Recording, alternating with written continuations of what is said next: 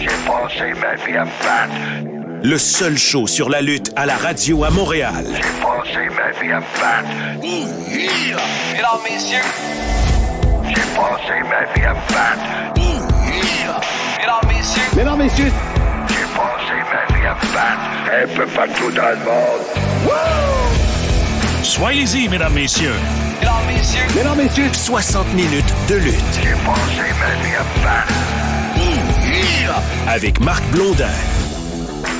Salut tout le monde, bienvenue au podcast Soyez-y, mesdames, messieurs, sur les ondes de BPM Sport Montréal 91.9. Votre rendez-vous hebdomadaire sur tout ce qui concerne le monde de la lutte à travers la planète. Mon nom, Handsome GF, en compagnie, bien évidemment, de Mr. Fun International, Top of the World, The Original, Vintage depuis 1958. Self-proclaimed legend. Et la voix de la légende est de retour cette semaine. Wow! Ben écoute, le test a été vraiment à Under Siege, mon handsome, parce que j'avais animé une journée en anglais à une école élémentaire et par la suite, 3 heures et presque 3 heures et demie d'Under Siege live et la voix, depuis ce temps-là, elle s'est dit, OK, je pense que c'est son métier. Et avant qu'on parle d'Under Siege, au menu cette semaine, une belle brochette de chroniqueurs. On a Jean-François Kelly qui va être là pour nous parler d'All Elite Wrestling. On a Dreneux qui est de retour pour nous parler de la lutte québécoise, tout ce qui s'en vient sur la scène indépendante ici au Québec. Et bien évidemment, on a la légende Pat Laprade, Monsieur WWE, qui va joindre à nous plus tard pour nous parler de tout ce qui s'en vient à la WWE.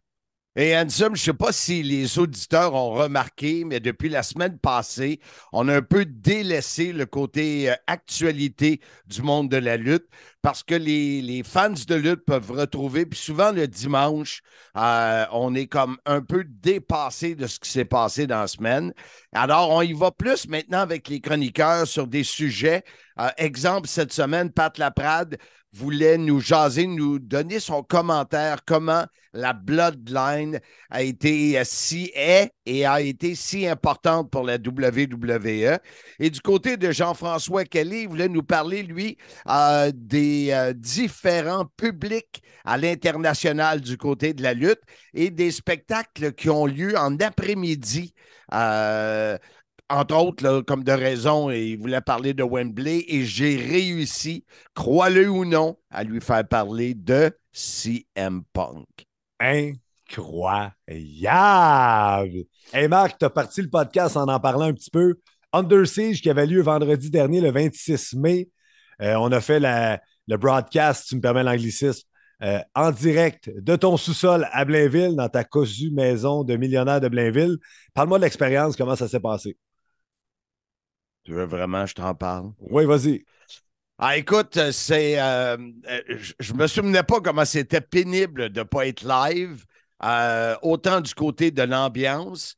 Pas que tu n'es pas un cheerleader de haut niveau, là, mais mettons ça simple, Handsome est 0 technicien. 0 sur 10, il est 0. Ben, peut-être 1. Et moi, je suis peut-être 2,5 sur 10. Hey, j'allais dire, t'es moins 5. T'es vraiment langue sale. Hey, ben, c'est vrai. C'est vrai. Mettons qu'on monte un kit de son, là.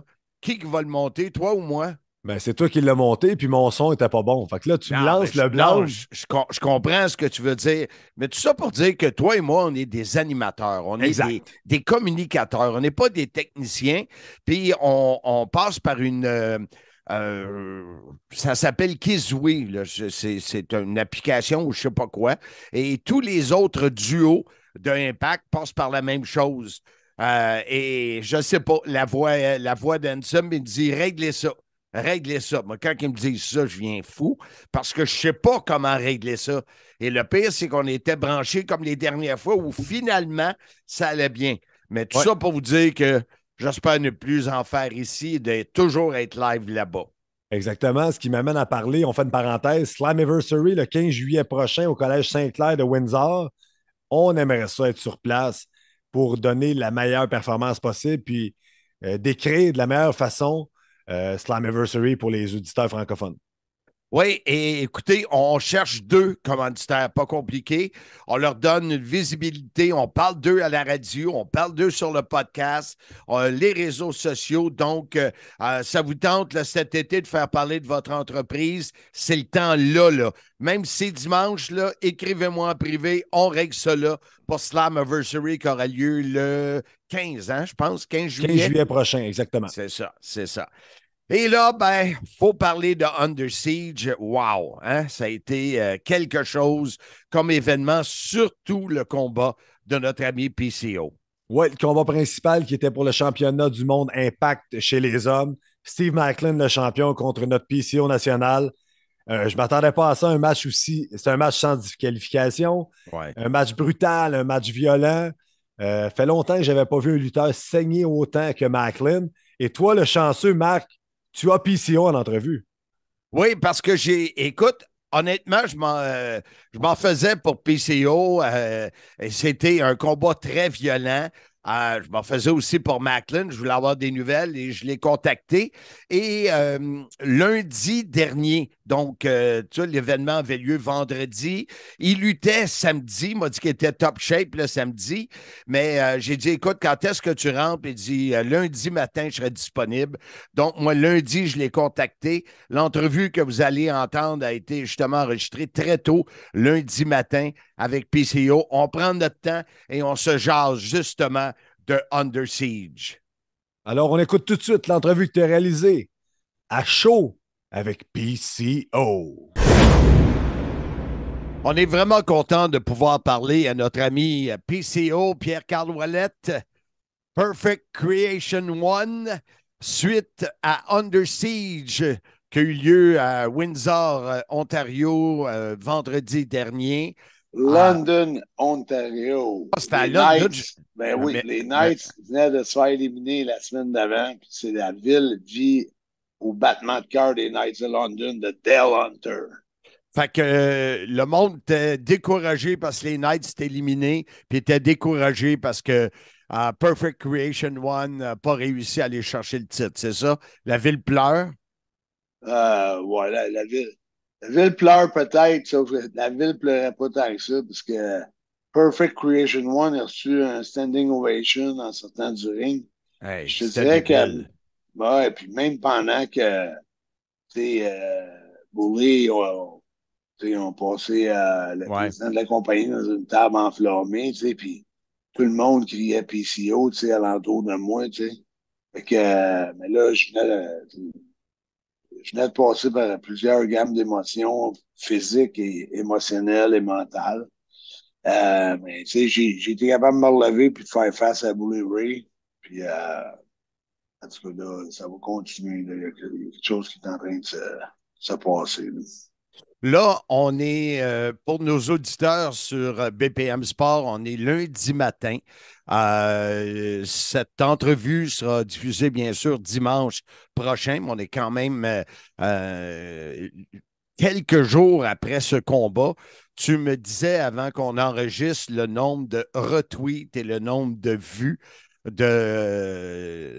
du segment, entre autres où il te broche les lèvres et où on le voit saigner. Écoute, il y a eu énormément de réactions face à différents segments du combat. Pour toi, comment tu pourrais nous résumer ton combat à Under Siege?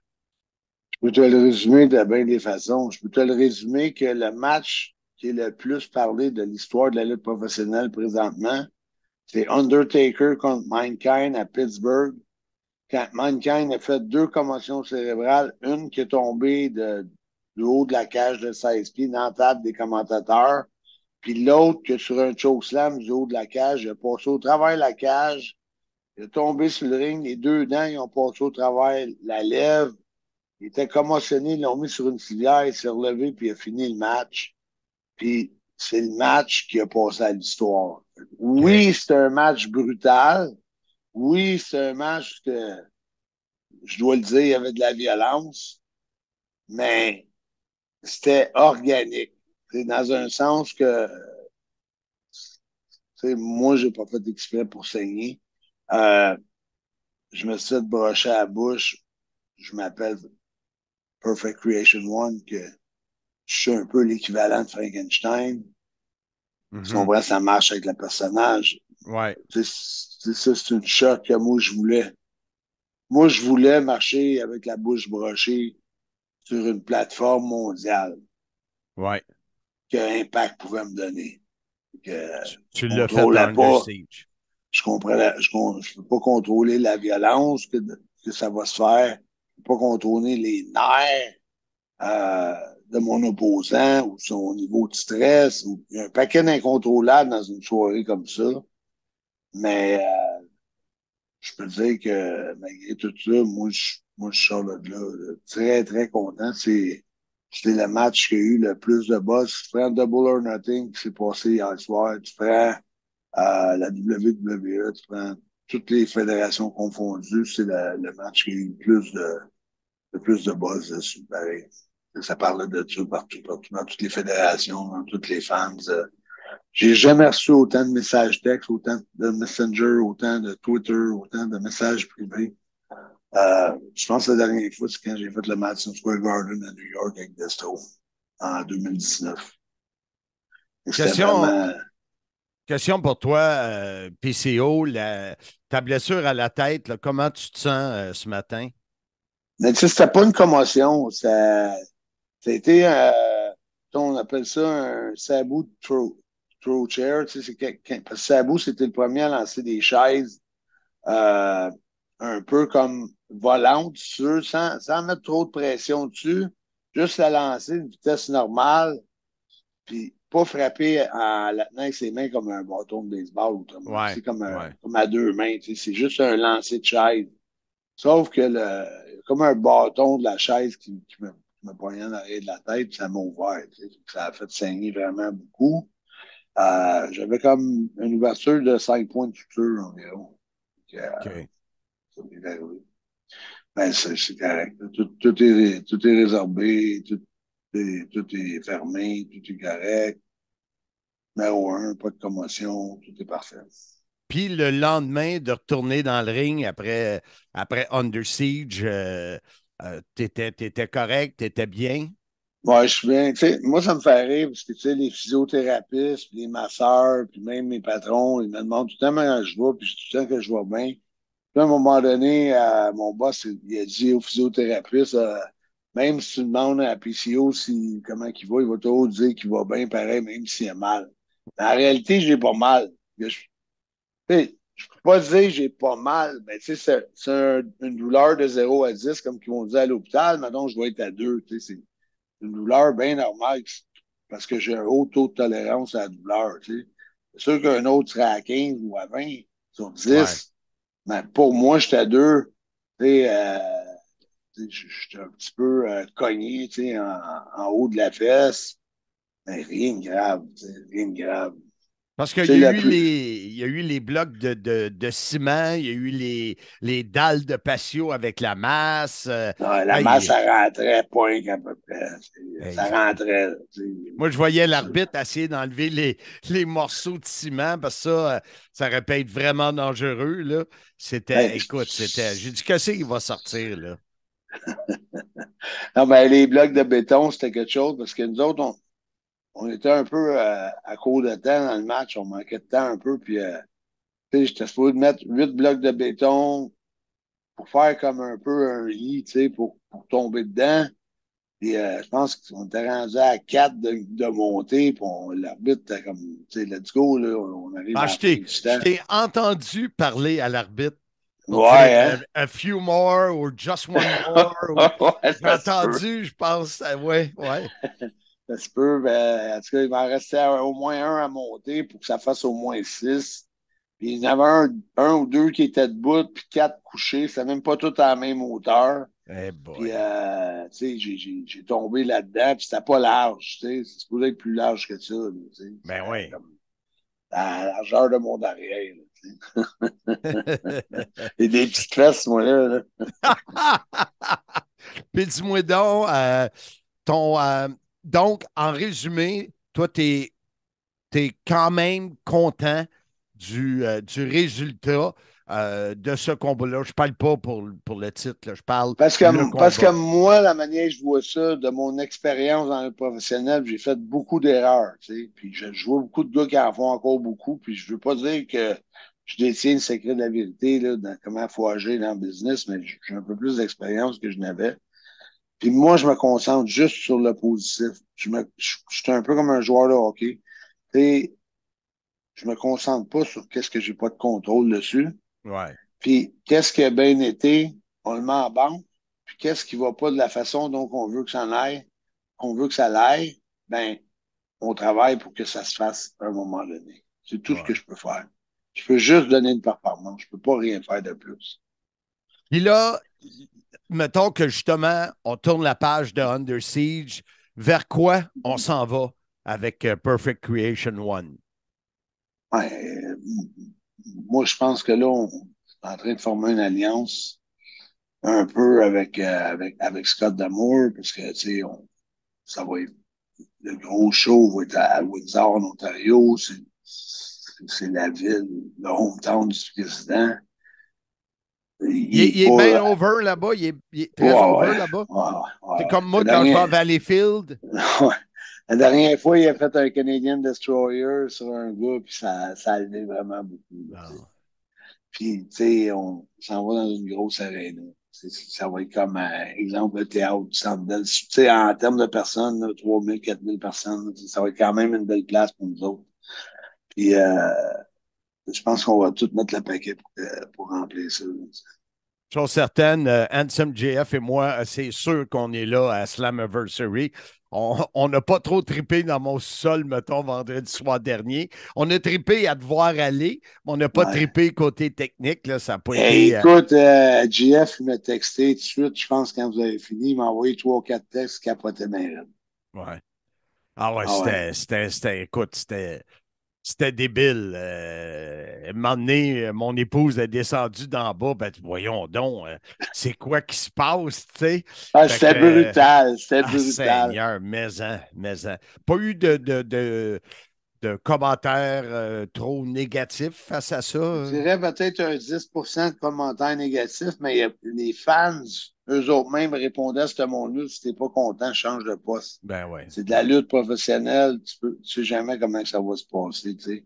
Puis, je pense à l'affaire de Mankind Undertaker, je pense dernièrement, John Moxley et Kenny Omega, ils ont essayé de faire un match de bombe avec un genre de death match, tu sais, c'était loin d'être un death match, c'est un match pas de disqualification, c'est un no DQ. Tu sais, il n'y avait rien. Tu sais, on n'avait pas de table, on n'avait pas de punaise. OK, on avait d'autres choses, mais on était quand même limité dans l'équipement. On avait des blocs de béton, des dalles de béton, une masse, une paire de pinces, une brocheuse à tapis. Puis, c'est pas mal tout. C'était pas l'équipement des fous là, pour un match no DQ. Non, c'est on ça. avait 2, 3 cookie pans, 2 poubelles, puis 2 couverts de poubelle, puis 4, 5 chaises. C'est vraiment très, très ordinaire. Mais vous avez pris l'équipement, vous l'avez maximisé le plus possible, ça a donné un combat incroyable. Ah, pour moi, ça va.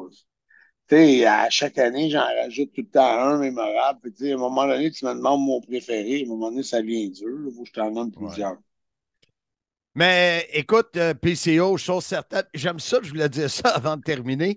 J'aime ça que tu sois toujours en personnage parce que, tu sais, Frankenstein, tout ça, c'était dans les années 40, je pense, là. 1931. C'est ça. Puis je regarde l'armoire que tu as en arrière de toi, là, ça fit vraiment dans le personnage de 1931. Hey, mais ça, c'est du vrai chaîne. Ça, c'est du vrai chaîne. Je sais pas, tu sais comment que ça vaut, là. Mais ça vaut quasiment au cher de ta maison, juste l'armoire en arrière. Ben, ça tombe bien, j'ai pas de maison. Écoute, PCO, on est content de te voir sourire, de t'entendre et de savoir que tu vas bien. Et surtout, écoute, au nom de tous les fans, là, merci de nous avoir divertis de même. Ça a été un beau moment et on a bien hâte de te voir. C'est dommage que tu ne seras pas là la semaine prochaine à mon bien cuit, à mon roast, mais d'un autre côté, je ne suis pas sûr que c'est dommage pour moi. J'aurais aimé ça pour le vrai, j'aurais vraiment aimé ça. Puis, Mais tu sais, moi, me faire brocher devant mes invités, ça ne tente pas. je vais être à Cleveland, Ohio, puis je vais encore être là pour Impact Wrestling. Désolé de ne pas pouvoir être là, j'aurais aimé ça. Je voulais finir sur quelque chose, je voulais dire de quoi. Ça m'échappe un peu, là, mais. Ben, ça, c'est la chaise, là. La chaise tortue. Non, mais c'est sûr qu'à un moment donné, tout le monde, t'es-tu correct, t'es-tu correct, t'es-tu correct? À un moment donné, c'est sûr que pour moi, ça vient un peu pesant de me faire poser cette question-là. Mais je me console en me disant, les gens doivent m'aimer, tu sais, si Ben on oui. dirait, on s'en Arrête de fout. dire doivent, les gens t'aiment. Ouais, Moi, si je n'étais pas marié, tu serais mon premier choix. non, mais c'est ça. Moi, j'apprécie les fans, mais c'est comme, il n'y a rien pour s'inquiéter pour le moment, puis, relaxer. Pas besoin de m'envoyer un messenger par jour. Parce que le téléphone, il ne dérouge pas, puis des fois, c'est des fans que je ne connais pas personnellement. Puis, à un moment donné, je ne peux pas répondre à tout le monde. C'est J'aime sûr. mon possible. J'aime C'est mon sûr. gros possible, mais j'ai tellement de demandes de plein d'affaires que des fois, ça devient un peu difficile à gérer, là. Puis il faut passer par la compagnie. Si on veut un podcast avec moi, quand tu veux me parler, il faut que tu demandes à Ross Foreman. Tu le sais, la démarche à suivre. Ouais. Pas facile. Oui, oui. Ah, écoute, PCO, on va se laisser là-dessus. Un gros merci. Je te souhaite. C'est ça, je voulais dire. J'invite les gens à soit relouer, parce que tu peux le louer encore cette semaine, le pay-per-view, ou la semaine prochaine, le demander sur fight.net, la compagnie avec qui tu fais affaire, là, quand vous faites les commentaires, fight.net, ou mais qui sortent sur YouTube en version complète. Manquez pas ça. C'est un match, iconic match. Puis vous pouvez l'avoir en français aussi. Fait que. Bon, demandez-le en français en plus. C'est ça. En français, en anglais, l'important, c'est que vous voyez ce match-là. Oui. PCO, merci beaucoup. Au plaisir de te revoir, mon chum. Puis, oublie pas de Fais mes m'envoyer salutations à Roger Burlotte, Paul Hood, puis fais ma publicité, mon Marc. Oui, oui. Puis, tu n'oublies pas de m'envoyer mon cadeau. Hey, salut, PCO. M'aller à jour, salut. J'ai passé ma vie à me battre. Juste du vrai. Soyez-y, mesdames, messieurs. Mesdames, messieurs. Mesdames, messieurs. Avec Marc Blondin. On est de retour au podcast. Soyez-y, mesdames, messieurs. Dans le prochain bloc, deux chroniqueurs, je le dis souvent, qui sont un après l'autre. On va avoir Drenuk qui va nous parler de... Ben, ils vont nous parler d'un spectacle de la XZW et de la lutte Laurentide. Et aussi, on va jaser, lui et moi, de Simmania 3. On a aussi Jean-François Kelly, tu en as parlé un peu plus tôt, qui va te parler de... Entre autres, les publics, les différents publics à l'international. Et comment vous vivez ça, vous autres? Un spectacle de lutte que vous voyez en après-midi. Il nous parle bien sûr du fait que lorsqu'on écoute un spectacle qui est, exemple, en Europe, qui est 6 heures plus tard, ben c'est beau. Toi, chez vous, il fait clair, mais le show, il fait noir. Ouais. Mais moi, quand je suis allé à WrestleMania, c'est en plein jour pendant plusieurs heures, ce que j'ai plus ou moins trippé. Je trouve que la lumière et tout ça, là, ça fait partie du spectacle. Mais on va voir ce qu'en pense Jean-François Kelly. C'est le temps de parler de la lutte québécoise, qu'on appelle également la lutte indie, la lutte indépendante, et nul autre que Drenuk André Terrien, le mouton noir de la lutte québécoise, l'homme qui n'a pas peur de ses convictions. Comment ça va, André? Ah, puis je les assume aussi, Marc. Ça va bien, toi? Ça, c'est important de s'assumer. Moi, ça va très bien en passant. Je sais, vous allez sans doute remarquer la voix qui tremble, la nervosité qui est palpable chez André. Il déménage dans quelques jours. C'est quelque chose. Juste déménager les animaux, ça prend 2,53 pieds. Oh, oui, une question de logistique. Oui, mais là-dedans, t'es bon. Fait que je te fais confiance. Je suis un peu surpris que tu déménages la journée de mes 65 ans, mais c'est correct, je te pardonne. Ah, mais j'aurais une pensée à toi, là, que je vais tenir mon lave-vaisselle ou bien une laveuse. Ouais, c'était mieux de tenir une bière vide.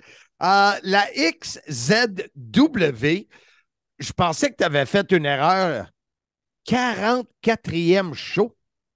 Oui, sans compter aussi lorsqu'ils participent au Jet Fest ou bien au Carnaval de Sorel l'hiver. Quand La même. Oui, la Extreme Zone Wrestling, qui est établie depuis plus de 6 ans, là, à Sorel-Tracy, présente leur 4e événement où tous leurs champions sont là, principalement le champion Thomas Dubois et les champions par équipe, le Black québécois. Jusqu'ici, il y a 2 combats. Le tout va être présenté au 5-25. C'est le bar de prédilection là-bas. Il y a le combat de championnat Gen X, où le champion Frank Milano affrontera le petit gibier Mathis Meir de Hawkesbury. OK. Oui, et l'autre combat, on s'annonce avec 2 gars locaux en La Sombra, un gars masqué plus de 6 pieds 4. Il ne doit pas être local. S'il y a un nom de même puis il est masqué, il doit venir du Mexique. Oui, mais l'été, je pense que les champs sont remplis durant la saison estivale. Il est principalement là l'été. OK. Mais il va affronter l'Irlandais Brian O'Reilly. Fait que jusqu'ici, il y a 2 combats à l'affiche. C'est le vendredi 9 juin au bar 125 à Sorel. Il y a également nos amis de la lutte laurentienne à Brownsburg. Hein? Oui, Brownsburg? c'était Brownsburg au début, mais lutte Laurentide est maintenant à la salle des Chevaliers de Colomb de la Chute. Ah, OK. C'est plus grand? Oui, et donc jusqu'ici, c'est un combat qui a été annoncé avec l'intelligence artificielle et le nom du gars-là a été choisi, c'est Paradis Tiki. Paradis Tiki. Ça semble être hawaïen ou ça nous fait penser au palmier de Monsieur Fun, André. Tu n'as-tu monté? Si j'en ai monté, je suis rendu un pro là-dedans. Oui. Donc, jusqu'ici, comme Frank Milano avait gagné un combat spécial au dernier gala, mais il sera l'aspirant face au champion Ice, qui est invaincu depuis qu'il a gagné la ceinture, qui sème le chaos avec la présidente Rachel. Mais d'après moi, Ice risque de n'arracher parce qu'un cube de glace, quand il fait 32, ça fond. Oui, surtout là-bas, surtout que la température qu'il fait là, un gros 32 aujourd'hui. Il y a encore l'Irlandais Brian O'Reilly qui ne chômera pas. Puis cette fin de semaine-là, il va affronter son ancien partenaire, M. Turner. OK. Puis, on s'enligne avec un combat qui a été généré par l'intelligence artificielle. C'est un combat en simple féminin, dont la Black Widow, Marie-Ève, face à Angie Sky. Donc, encore là, 3 combats à l'affiche présentement. Il reste encore une autre semaine pour montrer les autres combats. Ça se passe à la Chute le samedi 10 juin. Dis-moi donc, j'essaie de te comprendre quand tu parles qu'un combat a été monté par l'intelligence artificielle. Est-ce que c'est parce qu'il en manque dans la tête de boxe? Non, c'est peut-être juste l'imagination. Il a sûrement été sur ChatGPT, comme que tout le monde va récemment. Il a posé quelques questions, puis c'est ça qui en est résulté. Parlant de boxe, est-ce que ça a été officiel? Moi, je lui ai parlé suite à sa belle performance à Simmania 2, puis il m'a dit, garde, je suis pas mal, je t'ai arrêté, là, j'arrête. Exact. Box Bellemare, il a fait son dernier combat à la C4 vendredi dernier à Ottawa. C'est encore sa blessure au cou qui est revenue. Le hanté. Le hanté est bien ça. Donc, c'est la retraite dans l'arène pour Box Bellemare, mais on peut être assuré que Guillaume Bellemare, celui qui est aussi coordonnateur à Lutte Laurentide, puis il est aussi annonceur parfois à quelques fédérations indépendantes, on va le voir quand même dans les organisations futures. C'est incroyable comment Box et Guillaume se ressemblent. C'est fou. Ah, 2 jumeaux, mais on ne les a jamais vus ensemble. Mais, incroyable. André, quelques secondes pour annoncer que c'est maintenant officiel. Simmania 3 sera présenté dimanche, le 24 septembre prochain, à la brasserie Micro brasserie L'Entêté. J'avais 2 choix de salle. Finalement, c'est confirmé à L'Entêté. Avant même d'annoncer un seul combat, 104 billets sont vendus et payés pour Simmania 3. Alors, dès que c'est disponible sur le pointdevente.com, on vous fait signe et hâtez-vous. J'ai l'impression que si les billets vont partir très vite et tu en seras avec moi. On sera les 2 scénaristes, les 2 bookers de Simmania 3. On va encore s'amuser. On a dû faire quelque chose de bien, hein? Oui, monsieur, on doit faire quelque chose de même très bien.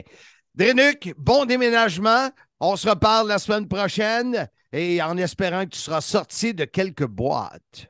Oui, bonne fin de week-end à tout le monde.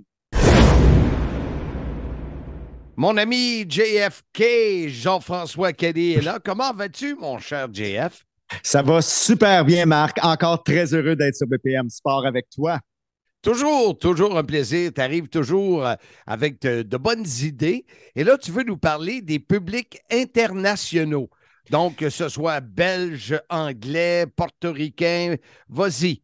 Moi, Marc, j'ai vraiment voyagé avec la lutte. Je m'informais sur chacune des destinations auxquelles la WWE s'arrêtait quand j'étais plus jeune, puis aussi aux différents publics de lutte. As-tu remarqué que tout récemment, quand la WWE s'est déplacée à Paris, en France, quand ils sont allés à Porto Rico. C'était débile. Oui, même en Arabie Saoudite, le week-end passé, les gens étaient en feu dans la foule. Les gens. Mais ça, en Arabie Saoudite, ça se peut vraiment que les gens étaient en feu. Dans le bon sens du terme, dans le sens. OK. Je parle ici de l'amateur qui était dans la foule, là. Celui, le vrai mordu de lutte. Donc, tout le monde aimait les personnages de la WWE et je trouve que c'est ça qui distingue le public international maintenant du public américain. Pourquoi? On dit, les personnages, on dirait que les gens accrochent plus aux personnages. Donc, les États-Unis, je ne sais pas pourquoi, mais embarquent un peu moins selon ma vision des choses. Selon moi, une des raisons, c'est qu'aux États-Unis, ils les voient plus souvent, sont plus accessibles, alors qu'à Porto Rico, les gens ils ont eu ils ont accueilli un accueil incroyable. Et Paris, écoute, les gens se sentent privilégiés d'être là, tandis que chez nous, en Amérique du Nord, c'est comme on le mérite. Oui, mais sauf une exception près, je dirais Montréal. Et la dernière fois, quand Sami Zayn est arrivé ici, même si Sami Zayn n'avait pas été là, la foule aurait été en feu, mais le fait qu'on a une superstar nationale comme Sami Zayn, ça l'a aidé encore plus. Mais je trouve que Montréal, on doit la placer dans les villes internationales. Chose certaine, que ce soit All Elite, que ce soit WWE ou autre fédération, je pense qu'aujourd'hui, en 2023, ils se doivent de voyager et d'aller voir le public du monde. Ah oui, tout à fait, tout à fait. Et c'est justement le All Elite Wrestling s'en va du côté de Wembley. C'est sûr et certain, avec environ 65 000 billets vendus aujourd'hui, samedi. Écoute, aujourd'hui, dimanche, je devrais dire. Donc, je trouve que c'est un succès, un gage de garantie que le public va participer dans l'événement en tant que tel. Tu sais pourquoi tu as dit samedi au lieu de dimanche? Pourquoi? Parce que tu es un jeune retraité, puis pour lui, chaque journée est un week-end. Et bon week-end que je dis le mardi, moi, Marc. Dis-moi, Jean-François, les spectacles d'après-midi, c'est quelque chose que tu aimes? Particulièrement Marc. Donc, je vais créer un certain débat parce que quand on regarde le football le week-end, il peut y avoir des parties l'après-midi, des parties le soir. Puis moi, au football, je préfère regarder les games l'après-midi qu'en soirée. Puis quand j'ai regardé Night of Champions en Arabie Saoudite, nous, notre télédiffusion était à 13h, heure du Québec. Puis j'ai aimé ça de faire quelque chose avant, durant mon samedi, et après, en soirée. Je trouve que c'est un bon milieu de journée, la lutte en après-midi. Tu veux dire que tu regardes la lutte en après-midi, puis tu peux aller voir un spectacle ou aller souper après, c'est ça? Exact. Oui, donc ça passe un beau milieu de journée, la lutte. Je trouve qu'on devrait se comparer plus avec les grands sports comme le football qui ont des grosses cotes d'écoute. La lutte, je crois qu'elle attirait autant un samedi ou un dimanche après-midi qu'en soirée. Moi, je te dirais, contrairement mettons, à la NFL, où où le fan, l'amateur est habitué de voir très clair un show de lutte, les effets de lumière, la boucane.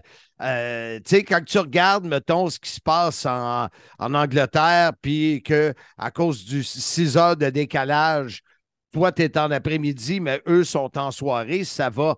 Mais quand je suis allé à WrestleMania, Seigneur, m'a encore me trompé de chiffre, avec Sly, Levi, j'étais à San Francisco, 31, peux-tu? 31 ou 35, me mélange tout le temps. Là. En tout cas, c'était en 2015 et ça devait être 31 puis qu'on arrive là, à 40. 40. Ouais. Et l'après-midi, écoute, les lutteurs rentraient, c'est comme si c'était une pratique. T'sais, oui, il y a des lumières, mais tu es en plein jour, en plein soleil. Ça, moi, je trippe moins. OK, ouais, je vois ton point de vue, là-dessus, mais moi, je vais être gâté, Marc, parce qu'au stade de Wembley, la télédiffusion au Québec, ça va être justement à 13 h l'après-midi. Donc, on me gâte autant du côté de la WWE que du côté de la All Elite Wrestling maintenant, avec des shows comme je les aime, le week-end en après-midi. Mais ce que tu vas voir, c'est un spectacle de soirée que toi, tu vas regarder live de jour. Tout à fait. Ça, je suis 100% d'accord avec toi. Moi, étant un homme qui a une vie, donc étant marié, c'est le fun de passer du temps avec l'épouse. Toi, c'est une autre histoire. Avec Madame la solitude. mais... Non, mais tu t'occupes bien de ta mère et ça, bravo. Ben, merci beaucoup. Puis, All In, pour ceux qui se le demandaient, ben, c'est le stade de Wembley. L'événement s'appelle All In. C'est le 27 août. C'est à 18 h, heure de Wembley, donc à 13 h, heure de Montréal. Écoute, je ne sais pas comment te dire ça en toute honnêteté. Je suis abasourdi. Je suis flabbergasté. On a fait 6 minutes 24, 25, 26. Tu n'as pas parlé de CM Punk. Ah, Marc! C'est sûr, un 6,49 avec ça. Ah, c'est sûr, mais là, j'attends le 17 juin. La prochaine fois, ça va être après le 17 juin pour dire, OK, il était vraiment là. Ou finalement, hey, c'est incroyable, il n'était pas là. La semaine prochaine, Jean-François, toi, tu nous dis pourquoi, si tu étais un lutteur, tu choisirais All Elite Wrestling et ton collègue et ami Pat Laprade va nous faire la même chose. Pourquoi il choisirait la WWE? Ça sera la semaine prochaine sur l'épisode 117 du CIM. Merci, Marc. Attention à toi. Salut, bye. L'arbitre demande le bris et on parle pas de fromage. Le seul show sur la lutte à la radio à Montréal avec Marc Blondin. Soyez-y, mesdames, messieurs. Mesdames, messieurs. Le podcast ne serait pas complet sans la présence de Pat Laprade. Je rappelle qu'avec Pat, j'ai une chronique sur la lutte tous les mardis midi 10 sur les ondes de BPM Sport, bien évidemment, dans la centrale du sport. Et on a parlé du Bloodline un peu cette semaine. Et Marc, tu as eu la chance de parler avec Pat Laprade de cette histoire incroyable du Bloodline qui s'est développée au fil des derniers mois. Oui, des derniers mois et même plus. Et Pat voulait nous donner son impression, comment ça a été un don du ciel que la Bloodline, que l'idée de la Bloodline arrive à la WWE. Et comme il l'a dit, elle est loin d'être terminée, puis elle amène des angles d'un peu partout. Alors, vraiment intéressant, le commentaire de Pat Laprade cette semaine sur la Bloodline. Je suis certain que vous allez adorer. Alors, sans plus tarder, on écoute l'entrevue que tu as réalisée avec Pat, la légende Laprade.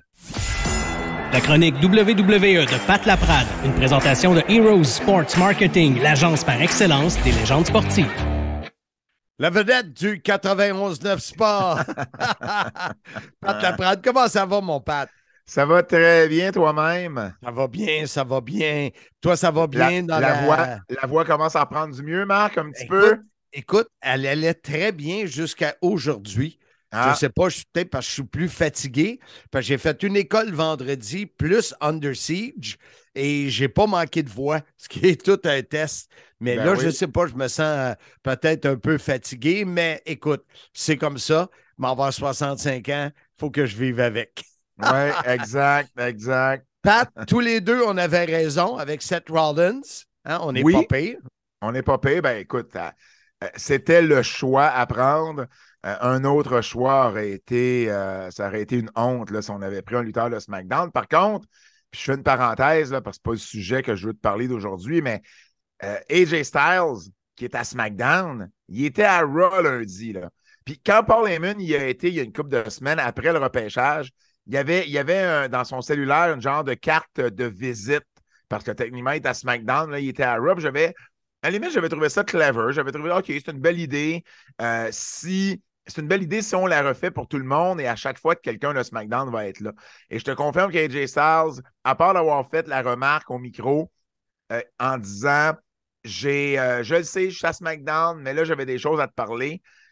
Il n'y avait pas de carte, il n'y avait pas de carte de visite, il n'y avait rien, Fait qu'on est revenu, là. Ça n'a pas pris de temps, le repêchage, c'était il y a quelques semaines, là. Ben et oui, on est revenu où des gars vont être ou des filles vont être à Raw et à SmackDown, tout dépendamment de ce qu'on a besoin. Donc, encore là, un repêchage pour des codes d'écoute, ouais, OK, mais je peux pas croire qu'on peut pas faire un avec l'autre ou un sans l'autre. Bref. Écoute, l'idée que tu m'as lancée, que j'ai bien aimée, tu dis pourquoi, qu'est-ce qui fait en sorte que le Bloodline est la meilleure chose qui soit arrivée à la WWE depuis plusieurs années? Et je t'avoue que ça m'intrigue, j'ai hâte de t'entendre là-dessus. C'est un scénario qui est tellement bien écrit, puis ça depuis les débuts, Marc. Il faut remonter là, quasiment il y a 3 ans, août 2020, on est en pleine pandémie. Roman Reigns n'était pas là depuis 5 mois à cause principalement de la pandémie. Et puis, arrive SummerSlam, il fait son retour. Et puis, il attaque le champion universel Bray Wyatt et Braun Strowman et devient un heel, un méchant dans les scénarios pour la première fois depuis longtemps, depuis 6-7 ans. Puis c'est ça qu'on attendait de la WWE, de mettre Roman Reigns heel. Il passait de moins en moins bien en babyface. C'est un peu babyface à la John Cena, où on l'enfonce un peu dans la gorge des gens. Et là, on le laisse aller dans un personnage de heel. Et ça a connecté dès le départ. Et là, on lui a donné Paul Heyman. Paul Heyman, qui est évidemment tout un gérant. On l'avait vu avec Brock Lesnar. On l'avait vu avec CM Punk. Et là, on le voit avec Roman. Puis le pire, c'est pas le pire, en fait, le mieux, c'est qu'il y avait un attachement. Paul Heyman était très près de la famille Anoa'i. On le sait, c'est la plus grosse famille du monde, de l'histoire du monde de la lutte. Et Roman Reigns, son père Sika, son oncle Lafa, qui était les Wild Samoans, Paul Heyman les a bien connus. Donc, il y a un lien. Déjà là, on commence à nous expliquer le lien qui unit Paul Heyman, Roman Reigns et sa famille. Et là, ensuite, on a Jey Uso, parce que Jimmy n'était pas là à l'époque. Et là, tranquillement, Jey Uso, au début, on se souviendra, après que Roman a gagné son championnat universel, Jey a eu des matchs contre Roman, dont le dernier où s'il perdait, à ce moment-là, il devait suivre les ordres de Roman. Et il a perdu. Et là, c'est là qu'on a ajouté un autre membre. Et ensuite, Jimmy est arrivé. Quand Jimmy est arrivé, il a dit « Voyons, Jey, qu'est-ce que tu fais là? Je te regarde aller depuis des semaines. T'as l'air d'être l'homme à tout faire de Roman, pour ne pas utiliser le mot qui commence en B. Et là, Jimmy a une petite dissension. Et à un moment donné, Jimmy se rallie au groupe. Alors là, tu as Roman Reigns, Paul Heyman, les Usos. Tout vient organiquement. C'est bien ficelé, c'est bien écrit.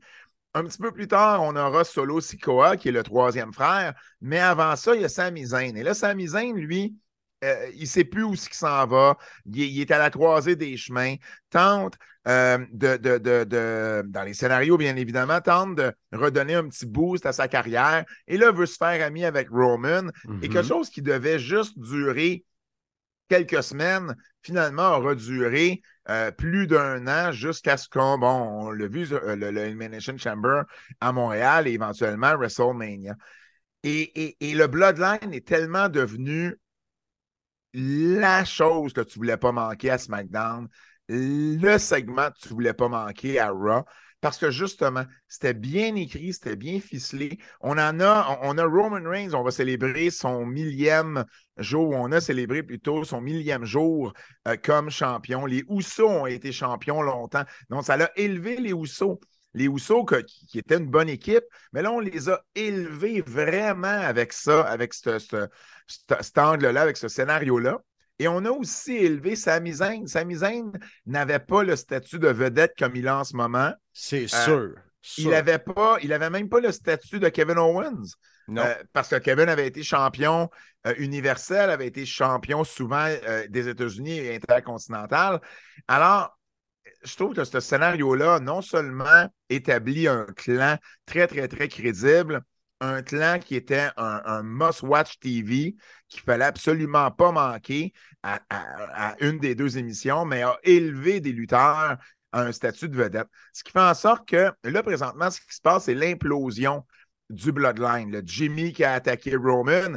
Et encore là, c'est bien fait. C'est Jay qui, pendant longtemps, a été celui qu'on pensait qui se retournerait contre Roman. Finalement, c'est Jimmy qui nous prend par surprise et qui attaque son leader. Puis on a fait un peu la même chose aussi. On s'attendait à ce que ce soit Jimmy qui vienne sauver Sami. Finalement, c'est Jay qui a sauvé Sami. On nous a souvent entendu des perches. On pensait que quelque chose était pour arriver. Puis, whoop, on nous envoie une balle courbe, mais qui est tellement ingénieuse. Il y a beaucoup de Paul Heyman en arrière de ces scénarios-là, d'ailleurs. C'est ça, oui, ça, c'est sûr. Et pour vrai, je trouve que c'est tellement bien fait. Puis j'ai hâte de voir la suite. J'ai hâte de voir où est-ce qu'on s'en va. Roman va-t-il être champion jusqu'à WrestleMania? Est-ce que justement, on va avoir Roman contre Jimmy ou Roman contre Jay éventuellement ou Jay contre Jimmy? Je trouve qu'il y a tellement plein. Solo Sikoa aussi qui est là-dedans. Il y a tellement plein d'ouvertures. On en a pour 1 an de booking avec ça. Puis c'est pour ça, Marc, que pour moi, cet angle-là, ce scénario-là du Bloodline est la meilleure chose qu'il y a eu à la WWE depuis au moins 10 ans. Et le fait que Pat Laprade nous dit « j'ai hâte de voir qu'est-ce qui va arriver », ben, ça veut dire que le commun des mortels aussi a hâte de voir ce qui va arriver. Ben oui, parce que jamais hâte. Je suis un peu blasé des fois. Je suis un peu blasé où les choses, je les vois venir d'avance. Et là, ce scénario-là m'allume vraiment. J'aime ce qu'on fait. Quand c'est intelligent, Marc, puis quand c'est bien fait, puis quand c'est logique, je vais toujours embarquer, puis je vais toujours avoir hâte de voir ce qui va se passer. Pat Laprade, on se voit ce vendredi à mon Bien Cuit. Et oui, les amis de mon épouse qui t'ont admiré à danser lors du mariage ont bien hâte de te voir sur le plancher de danse. Je vais amener mes genoux mous, comme dirait Handsome GF. Je vais être là pour te roaster. Ça va me faire plaisir, Marc. T'es mieux d'être prêt. Je serai prêt. Salut à toi, mon ami. Salut, Marc. Bye-bye. La chronique WWE de Pat Laprade, une présentation de Heroes Sports Marketing, l'agence par excellence des légendes sportives. Je vous l'avais dit comment c'était pour être intéressant, cette idée de Pat Laprade de parler de la Bloodline. Et on est déjà à la fin de cet épisode, le chiffre 116 du Soyez-y, mesdames, messieurs. Ça va être une semaine spéciale pour moi. Je devrais commencer à recevoir mes chèques, mon cher Handsome. Oui, tes chèques de pension, le 8 juin prochain, une date importante dans l'histoire du Québec, la fête de Mr. Fun International, Top of the World, The Original, vintage de 1958. Oui, la légende, elle va avoir 65 ans. C'est surtout ça. Écoute, moi, ma fête, là, souvent, je vais travailler jeudi sûrement.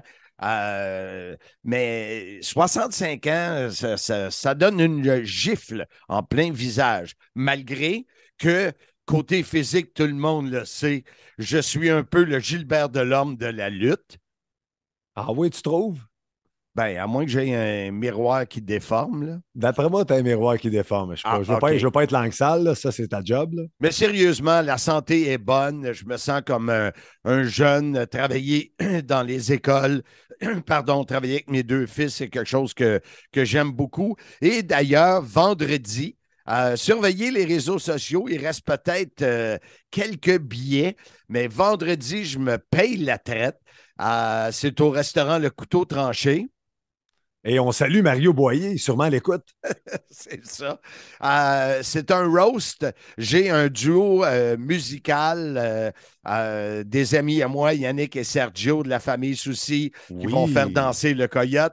Les amis de mon épouse se souviennent de lui qui a brûlé le plancher de danse à notre mariage. Ils ont bien hâte de le voir aller. Il a même utilisé dans la chronique une de tes phrases qui était pour mettre ses genoux mous. Oui, Pat Laprade, quand il y a des rythmes que tu entends dans les haut-parleurs, ses genoux deviennent très, très, très, très mous. Alors, c'est ce vendredi, c'est un bien cuit animé par mes deux fils, Cédric et Liam. Ben Roger de la station m'a fait une intro incroyable. Ah ouais? Ouais, et les rôtisseurs, on peut les appeler de même, les invités qui sont appelés à me roaster sont prêts. Pardon? À te planter. Oui, à me planter, mais moi, je suis dans l'écriture présentement de mon retour après avoir été planté. Alors, ça devrait être pas mal spécial. Mais, Ansem, le plus beau cadeau que je peux avoir pour ma fête, c'est que en ce moment, qu'il y a des gens d'entreprise, des dirigeants, des propriétaires qui se disent, moi, je vais faire un cadeau à Mr. Fun et je vais les commanditer pour qu'ils aillent à Slammiversary au mois de juillet. Puis en plus, ils vont me donner un bon retour. Fait que c'est le plus beau cadeau que je pourrais avoir d'être capable de vous confirmer la semaine prochaine qu'on a 2 commanditaires ou plus pour aller à Slammiversary. Alors, gênez-vous pas. Par Messenger, trouvez-moi, Monsieur Fun, Marc Blondin, où vous voulez, mais vous allez me trouver. Très, très bonne idée, Blondin. Au menu la semaine prochaine, est-ce que tu avais déjà cogité un peu sur ce que tu avais en tête pour le podcast? Oui, j'aimerais beaucoup parler avec Diona Purazzo. Depuis qu'on fait Impact, elle m'intrigue. J'aime comment elle est technicienne, puis elle peut être dure. On l'a vu face à Jordan Grace. Ouais. Alors, je suis en contact avec le docteur Ross pour être capable d'avoir une entrevue, mais habituellement, quand je veux de quoi, je l'ai. Ouais, mon ami Dr. Ross. Écoute, ça termine, le temps file, donc ça termine cet épisode du podcast Soyez-y, mesdames, messieurs. Et de quelle façon, Marc, tu peux inviter les gens à revenir nous écouter la semaine prochaine? En disant Soyez-y, mesdames, messieurs.